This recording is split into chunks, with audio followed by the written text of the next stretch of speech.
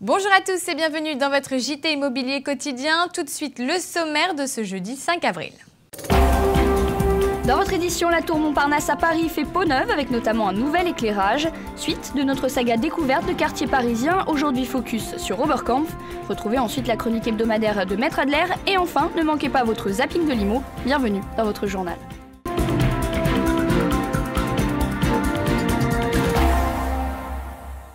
La tour Montparnasse, tout en lumière, l'illumination de la tour fait peau neuve. Elle se veut à la pointe de la technologie, mais aussi très créative. Présentation avec Thomas Bonnet. 210 mètres de haut, 150 000 m² de surface répartis sur 58 étages, la tour Montparnasse est un véritable mastodonte. En phase de désamiantage, la tour souhaite désormais devenir un lieu chaleureux et accueillant. Première étape, s'insérer au mieux dans le paysage parisien. Et pour y parvenir, depuis le 21 mars dernier, la tour Montparnasse s'habille aux couleurs des 4 saisons une fois la nuit tombée. Je souhaitais depuis des années voir cette tour la nuit pouvoir répondre à sa grande sœur et pouvoir offrir une image moins glaciale et moins froide que celle qu'elle présentait jusqu'alors. Un éclairage pensé et mis en place par Régis Clouzet, le tout dans un souci économique et écologique. Les 40 000 points lumineux consomment l'équivalent de 10 fers à repasser. L'autre étape de changement consiste dans la rénovation du centre commercial de la tour, devenir un point de passage du quartier du Montparnasse et agrandir de 20% l'espace dédié au commerce. C'est ce que propose le groupe immobilier ICAD. Le groupe veut aussi en repenser l'urbanisme et souhaiterait y installer une dalle translucide. Le projet est présenté aujourd'hui devant les 300 copropriétaires.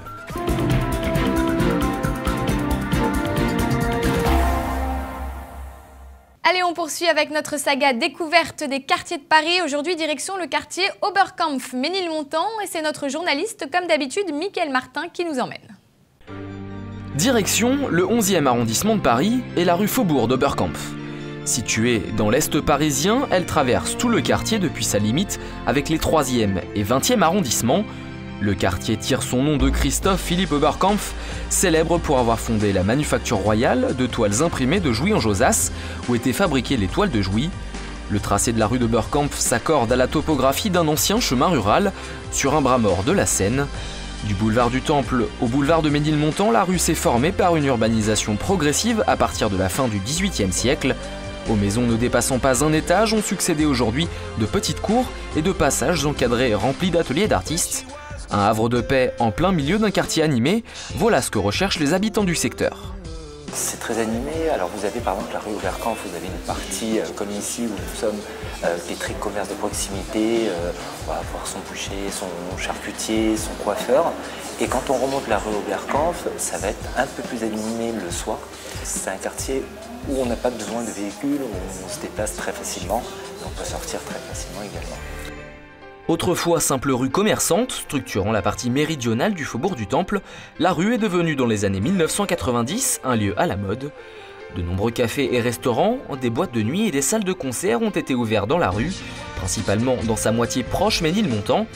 De leur côté, la plupart des anciens ateliers ont quant à eux été reconvertis en galeries d'art ou en bureaux accueillant architectes, artistes ou designers. Sobriété d'antan d'un côté, immeuble moderne style haussmannien de l'autre, le 11e arrondissement offre un alliage multitemporel intéressant pour un prix dans la moyenne parisienne. On va dire que grosso modo, si on la prend très large, on va être entre 8 et 9 000 euros pour des appartements dans des immeubles haussmanniens en étage élevé où il va y avoir de belles prestations. Donc plein de petites cours et des fois on pousse une porte complètement anodine et on va découvrir des jardins, des cours fleuris magnifiques avec des ateliers d'artistes sur 2 ou 3 étages. Alors, des choses qu'on peut penser trouver qu'à la campagne. Le quartier d'Oberkampf, anciennement quartier de la Roulette, vous proposera donc le calme d'un après-midi estival à la folie des soirées festivals.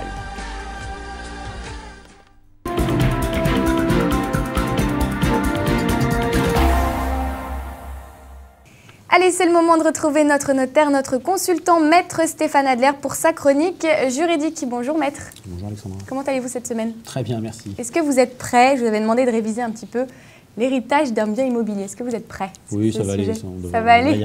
Alors, première question toute simple, puisque vous êtes notaire, est-ce qu'il faut forcément passer par vous dans ce cadre précis? Ah bah, effectivement, dans le cadre d'une succession dans laquelle il y a un bien immobilier, il ne va pas y avoir le choix, il va falloir passer par un notaire. Pour une simple et bonne raison, c'est qu'il va falloir, à la conservation des hypothèques, faire le transfert du bien immobilier au nom des héritiers. Donc de toute façon... Donc il va falloir faire un acte, ce qu'on appelle une attestation de propriété, pour déterminer qui sont les héritiers et qui sont donc les nouveaux propriétaires du bien immobilier. Donc oui, il n'y a pas le choix, il va falloir faire passer par un notaire. Donc quel est le rôle du notaire précis? Puisque là, c'est le côté administratif.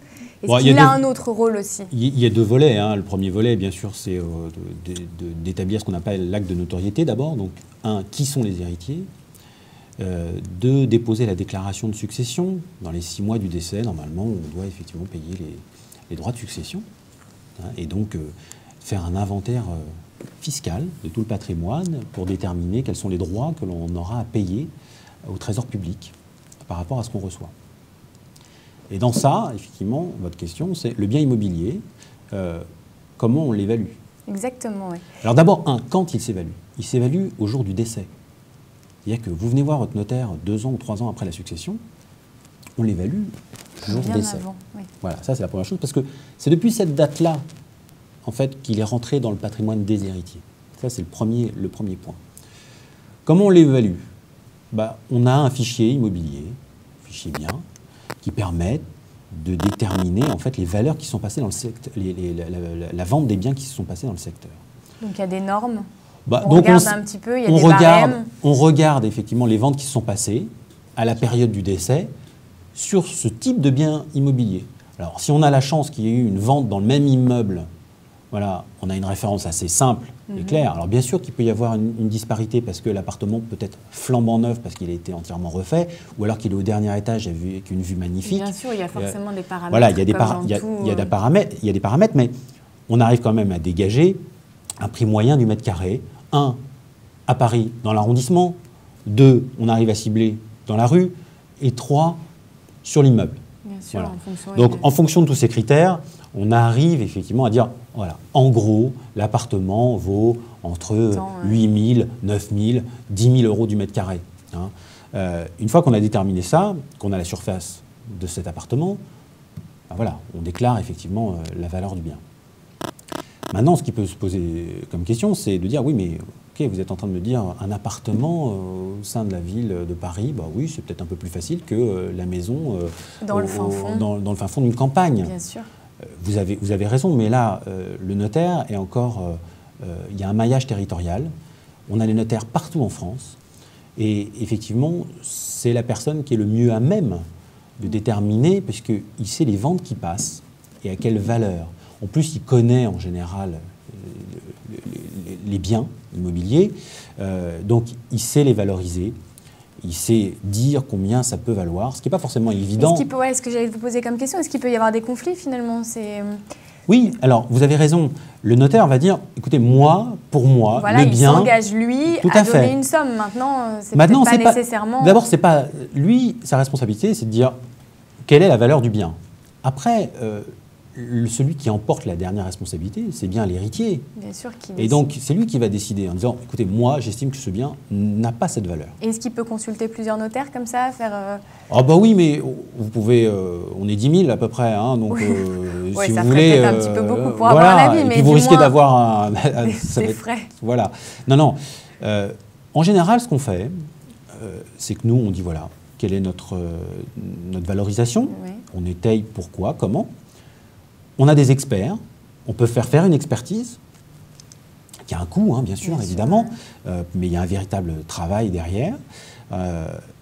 Et puis, derrière ça, ce qu'on peut faire, et ce qu'on conseille d'ailleurs aux clients, c'est de dire, mais allez voir les agents immobiliers, qui eux aussi sont sur le marché, ils voient effectivement comment ça se passe. Ils peuvent avoir le rôle de consultants aussi. Absolument, et ce sont en général des bons consultants aussi. Et donc, ils déterminent en disant, écoutez, dans ce quartier-là, voilà, on vend à peu près à tel prix, et donc effectivement, votre appartement vaudrait à peu près ça. Après, l'héritier, il décide. Bien sûr, c'est lui de toute façon qui a la décision. Parce qu'il va payer les droits de succession sur cette valeur. Éventuellement, le jour où il revendra la plus-value, s'il s'est trompé sur la valeur.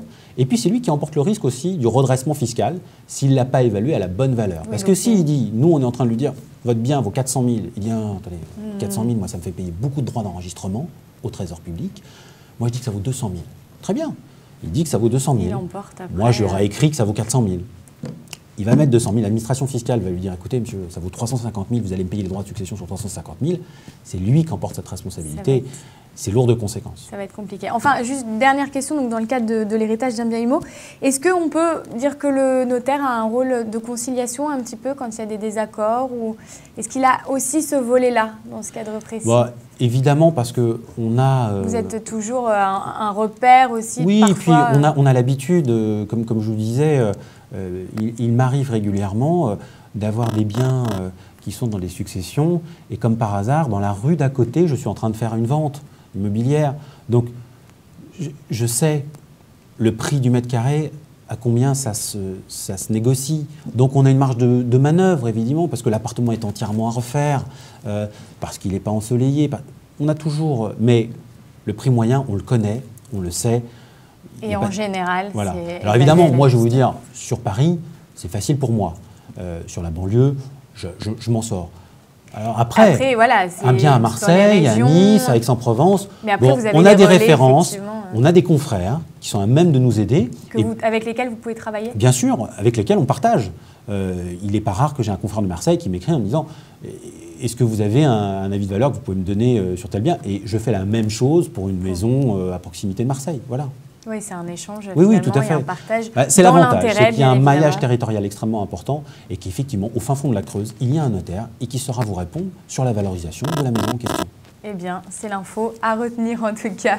Merci beaucoup, maître Stéphane Adler. Vous revenez sur le plateau quand vous voulez. Avec plaisir. C'était un plaisir avec de nouveaux thèmes, donc on en apprendra toujours plus. Merci beaucoup et donc à très très vite. À bientôt. Merci.